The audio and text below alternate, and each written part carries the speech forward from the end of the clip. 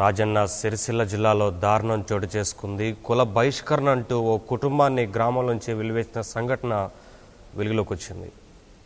ఇది రాజన్న సిరిసిల్ల జిల్లాలో చోటు చేసుకుంది. దీనికి సంబంధించి మరింత సమాచారాన్ని మా కరెస్పాండెంట్ చంద్రశేఖర్ అందిస్తారు. చంద్రశేఖర్, కుల బహిష్కరణ అంటూ గ్రామంలోంచి ఓ కుటుంబాన్ని వెలివేసినట్లుగా తెలుస్తోంది రాజన్న సిరిసిల్ల జిల్లాలో. దీనికి సంబంధించి మీ దగ్గర అప్డేట్స్ ఏంటి? నవీన్, డిసెంబర్ 31 రోజు అందరిలాగానే కొంతమంది మిత్రులతోని కలిసి నిండు చేసుకోవడానికి వెళ్ళినటువంటి సాయి కిరణ్ మిత్రులతో గొడవ జరిగింది. ఈ గొడవను ఆపడానికి వెళ్ళినటువంటి విషయం తెలుసుకున్నటువంటి తల్లి కవిత మిత్రులను సముదాయించేటువంటి ప్రయత్నం చేసింది. ఈ క్రమంలో అప్పటికే మధ్యమత్తులో ఉన్నటువంటి సాయి కిరణ్ మిత్రులందరూ కూడా తల్లి కవితపై కూడా చేతి చేసుకోవడం జరిగింది. ఈ క్రమంలో ఇది పెద్ద మనుషుల వరకు కూడా ఈ పంచాయతీ వెళ్ళింది.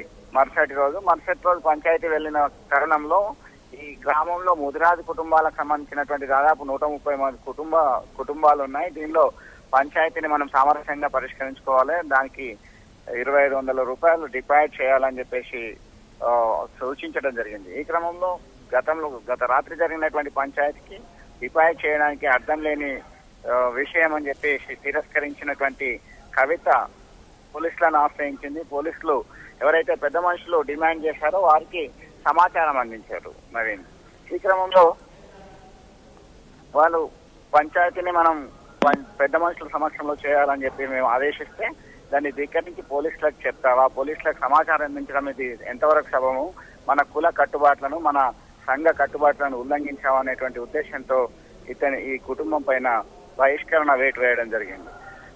నవీన్, చంద్రశేఖర్, ఇప్పుడున్న సమాజం, ఈ సమాజంలో నాగరిక సమాజంలో కూడా ఈ విధంగా కుల బహిష్కరణ అంటూ సంఘాలు బహిష్కరణ చేయడం అంటూ జరుగుతున్న దీనికి సంబంధించి పోలీసులు ఏమంటున్నారు?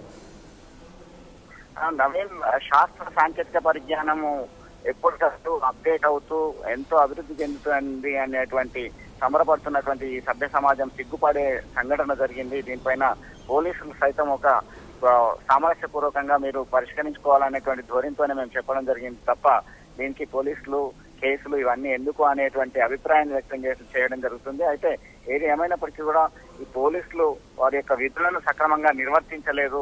వారికి సమాచారం అందించినప్పుడు ఎవరైతే దోషులు ఉన్నారో, ఎవరైతే ఈ దాడికి పాల్పడ్డారో వారి మీద కేసులు పలు సెక్షన్ల పైన నమోదు చేసి విచారించాల్సినటువంటి అవసరం ఉంది.